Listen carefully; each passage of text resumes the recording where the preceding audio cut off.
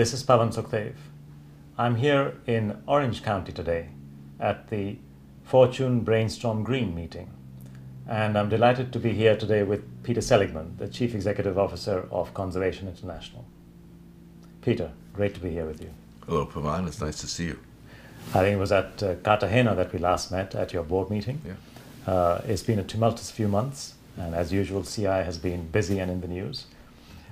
Peter, Conservation International has now completed its 25th year. It's been a time where you've been focused on conserving nature, now in terms of conserving natural capital, Great. all along working with communities, but now working increasingly with corporations. Could you tell us a bit about these tumultuous 25 years? What's it been like to be its founder and CEO? Tumultuous. Great word.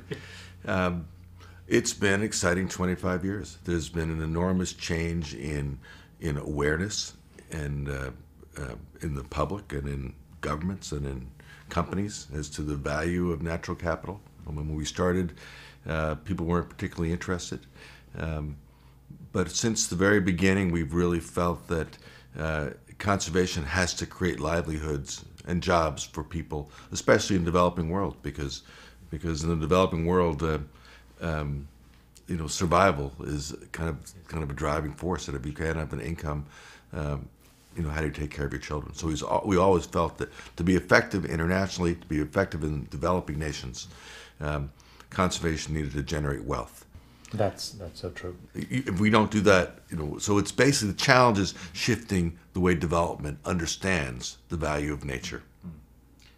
Peter, you've actually touched upon a key theme for the TEEB project, the Economics of Ecosystems and Biodiversity, which was that nature is not just a luxury for the rich, it is actually a necessity for the poor.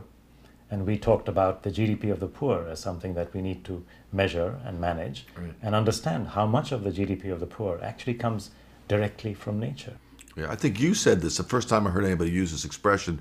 You described nature as a treasury of the poor. Nature is the treasury of the poor. And I think that's eloquent. Yeah, and that is really true. We also are in a world where valuing nature, and we have to value nature because we do not respect anything that is invisible, economically invisible. Right. That valuing nature will feed a green economy and will only happen in a green economy. And yet the green economy can't happen unless the corporation, its most important agent, is equally green. So I think that, to me, underlies our challenge, Corporation 2020's challenge, and I would argue CI's challenge. How do you respond to that? Well, I think that corporations are a very interesting phenomenon in the social structure. They seem to be the only sector in society that understands that revenues actually have to exceed expenses, right? Yes. And if that works, then a corporation flourishes. So historically, one of the ways to make certain that your revenues exceed expenses is to kind of, push your expenses into externalities.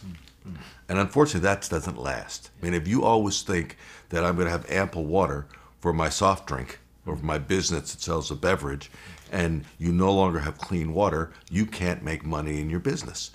And yet that brings us to the point that you raised, which is corporate externalities.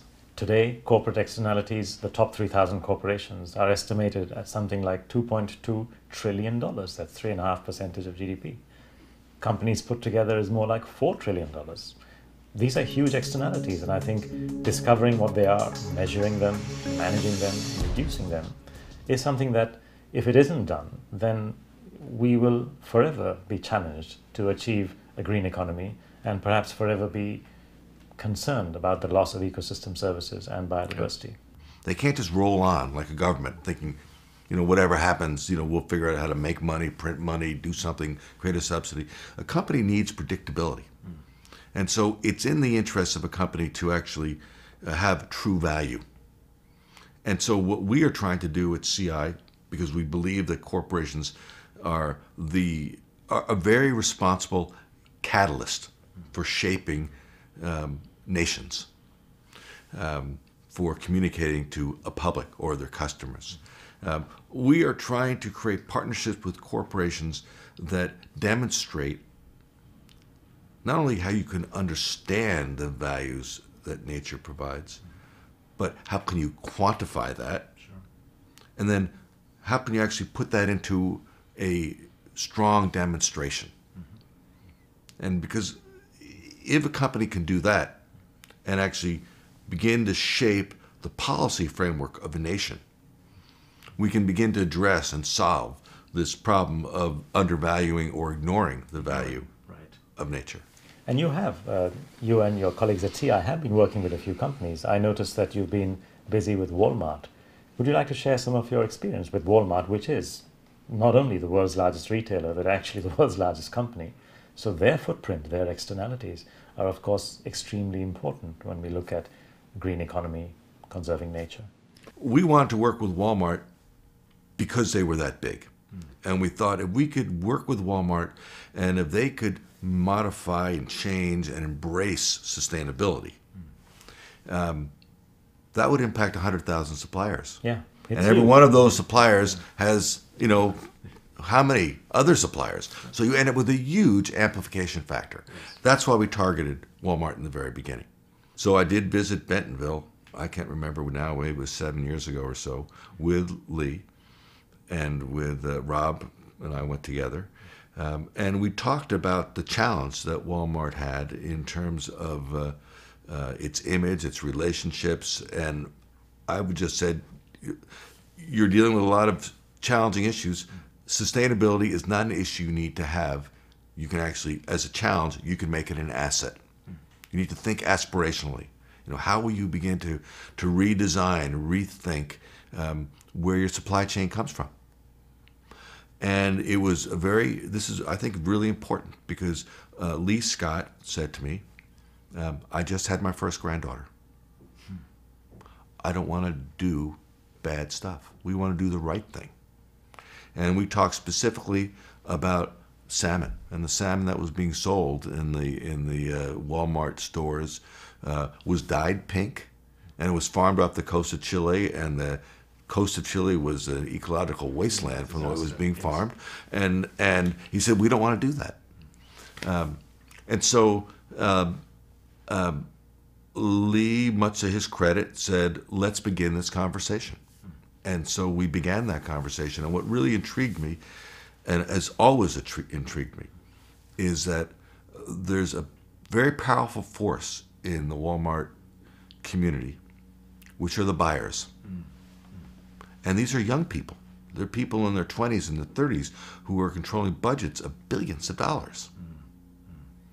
And they basically said, can we come out of the closet about being an environmentalist? And the answer was yes. And what they did, which was so smart, was they created sustainable value networks. And so they basically turned the challenge back to their suppliers. And they said, the suppliers that come up with the best approaches, and we will share this knowledge, you get the best shelf space. If you do a better job in sustainability, you secure your supply chain. You reduce your waste. You increase your energy efficiency. You save money. You have a better return on investment for your investors. You make your employees really happy. And your customers get a better product. And it was like a wildfire. Now there's much work to be done. Much work to be done. But what's exciting is the conversation is real, it's alive, and it's it's shifting from a feel-good to kind of the financial metrics to the metrics of delivery. How do you measure your CO2? How do you measure your water? What's your sustainability indices? I mean, these are really important steps forward. But the other side of this, Peter, is the consumer himself or herself. And how do you see advertising, and how do you see the role of an organization like CI playing out with the other side of this consumption story? The corporate world is ahead of the consumer. Right. And that's what's fascinating to me. I originally used to think the consumer will put the pressure on the companies. I don't think that's the way it's actually going to work. I think the way it's going to work is that the companies are going to have to educate the consumer, so the consumer will catch up to what the company understands is an essential strategy. Well, I'm delighted to hear that, because that's also our view. And in fact, one of our CEOs, Jochen Seitz of Puma, said that consumerism was created by the corporation in order to make it more sustainable. it's the corporation that has to take the lead. Yeah. I'm delighted to hear Yes. that is... I think that is clear. Yeah. And so what we will begin to see is the message of sustainability will no longer be a public service announcement at 3 o'clock in the morning. It's now going to be front and center 24/7, paid for by the corporate sector, because they need to educate the consumer as to why it's essential to take care of the resources, and it's in the enlightened self-interest of the company. You know, I'm sure you remember this extraordinary growth of Intel, and what Intel figured out was look, we're a kind of a wholesale product. You know, we sell it to computer companies, our chip, but we want the world to know about us so that we are needed and everybody gets our chips. So they came up with a concept which was Intel Inside. Yes. The only good computer to buy is one that had an Intel chip, and that was their strategy, marketing strategy. Yeah. I think that we need to assist corporations in getting a message out, which is that, you know, in our product, conservation's inside. So I'm actually really encouraged. I think we're about to see a sea change in public awareness, because they're going to get the message regularly. It's going to be thoughtfully, scientifically, and effectively delivered. And I think that there'll be an additional benefit from that. And I think that benefit will be that the public's awareness rises, and when the public understanding rises, that's a powerful force for impacting what politicians say and do. Absolutely. And we need the policy framework to work to be supportive. Yeah, absolutely. But you mentioned about the need to create that public awareness and to inform the public. But for that, we really need the disclosure of externalities, the disclosure of footprints to become mandatory. It's not something that, you know, the occasional Walmart or the occasional Puma does because it's a good thing to do, but because it is what you do.